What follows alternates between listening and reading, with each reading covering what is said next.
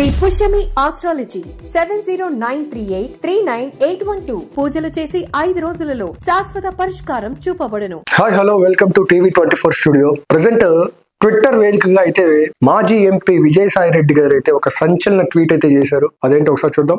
National popularity and age of his side, I truly believe that Deputy CM Pawan Kalyan Garu is the most ideal person amongst the leader of the NDA ruling parties in Andhra Pradesh to lead Andhra represent AP. AP is a young state and cannot be led by an almost 75 years old senile gentleman who is acting up. దీని meaning ఏంటంటే ఆంధ్రప్రదేశ్ ఒక కొత్త రాష్ట్రము. ఈ రాష్ట్రానికి 75 సంవత్సరాల ముసలోడు అవసరం లేదు. పవన్ కళ్యాణ్ గారు అయితేనే పర్ఫెక్ట్ గా ఉంటుంది, నేను నిజాయితీగా చెప్తున్నాను అని చెప్పేసి అయితే విజయసాయి రెడ్డి గారు ఒక సంచలన ట్వీట్ అయితే చేశారు. ఈ సిచ్యువేషన్ లో ఎందుకు ఈ ట్వీట్? ఎవరికి బిస్కెట్ లేయడానికి? కొంపదీసి విజయసాయి రెడ్డి గారు జనసేన పార్టీలో జాయిన్ అవుతున్నారా, లేకపోతే కూటమి పార్టీలో జాయిన్ అవుతున్నారా? అండ్ గతంలో మనం చూసుకోవచ్చు, కాకినాడ సీపోర్ట్ లో అయితే దాదాపు 640 టన్నుల రేషన్ బియ్యాన్ని అయితే పట్టుకున్నారు. అందులో 41% వీళ్ళ అల్లుడికి వెళ్తుంది అని చెప్పి అయితే సిబిఐకి అయితే రిపోర్ట్ అయితే అందింది. కేవీ రావు గారు అయితే డీటెయిల్ గా అయితే సిబిఐకి ఎక్స్ప్లెయిన్ చేశారు. ఇదే విషయాన్ని విజయసాయి రెడ్డి గారు మీడియా ముందుకు వచ్చి ఏం మాట్లాడుతున్నారంటే, చంద్రబాబు నాయుడు గారు అవినీతిపరుడు, లోకేష్ గారు అవినీతిపరుడు, ఇలా మాట్లాడుతూ మా అల్లుడికి చిన్నపిల్లోడు ఇంతే ఉన్నోడు అంత ఉన్న చంద్రబాబు నాయుడిని ఎలా భయపెడతాడు అని చెప్పి కామెడీగా అయితే మీడియాతో మాట్లాడుతున్నారు. గతంలో చూసుకోవచ్చు, వైసీపీలో ఎన్ని దారుణాలు చేశారో. గత వైసీపీ హయాంలో మీరు అధికారంలో ఉన్న పార్టీయే కదండి గత వైసీపీలో. అప్పుడు కేవీ రావు గారి మీద మీరు యాక్షన్ తీసుకోవచ్చు కదా.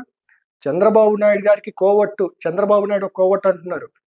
చంద్రబాబు నాయుడికి కేవీ రావు గారు ఒక బినామీ అంటున్నారు.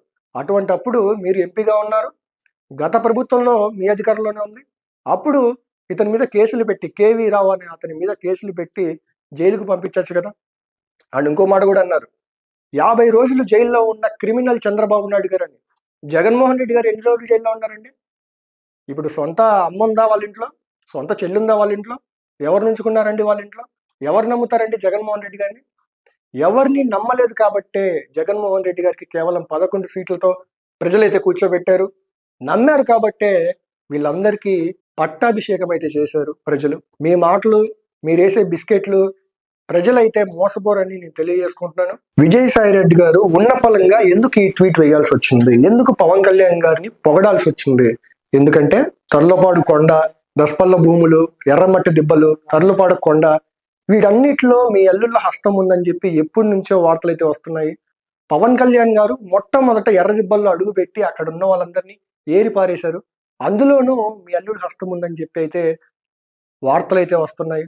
కేవలం పవన్ కళ్యాణ్ గారి దగ్గర ఒక మంచి పేరు తెచ్చుకుందాము, ఇలా భజన చేస్తే ఓ మంచి పేరు వస్తుంది మనకి అని అనుకుంటే అది మీ అమాయకత్వం అని చెప్పుకోవాలి. జగన్మోహన్ రెడ్డి దగ్గర భజన చేయండి, ఆయన ఒప్పుకుంటారేమో.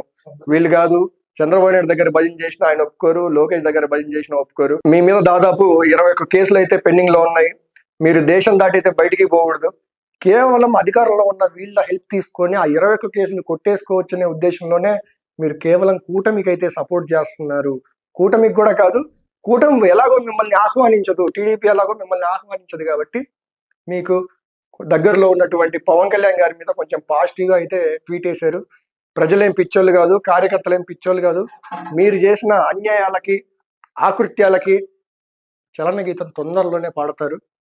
అండ్ లైవ్ లో మాట్లాడుతూ మీరు చంద్రబాబు నాయుడు గురించి ఏం మాట్లాడారంటే, వాళ్ళ తమ్ముళ్ళలాగే ఈయనకి పిచ్చి పట్టింది, ఈయన బ్రెయిన్ కూడా బాగాలేదు, మతిస్థిమితం లేదు ఈయనకి అనే విధంగా అయితే మాట్లాడుతున్నారు. మీకు అర్థమవుతుందో అర్థం కావట్లేదో, మీరు ఒక సీఎం ని తక్కువ చేసి మాట్లాడుతున్నారు. అదే విధంగా నారా లోకేష్ గారి గురించి కూడా తక్కువ చేసి మాట్లాడుతున్నారు. వీళ్ళంత తొందరలో మీ మీద 22వ కేసు కూడా ఛార్జ్ అవుద్దని నేను తెలియజేసుకుంటున్నాను. Thank you.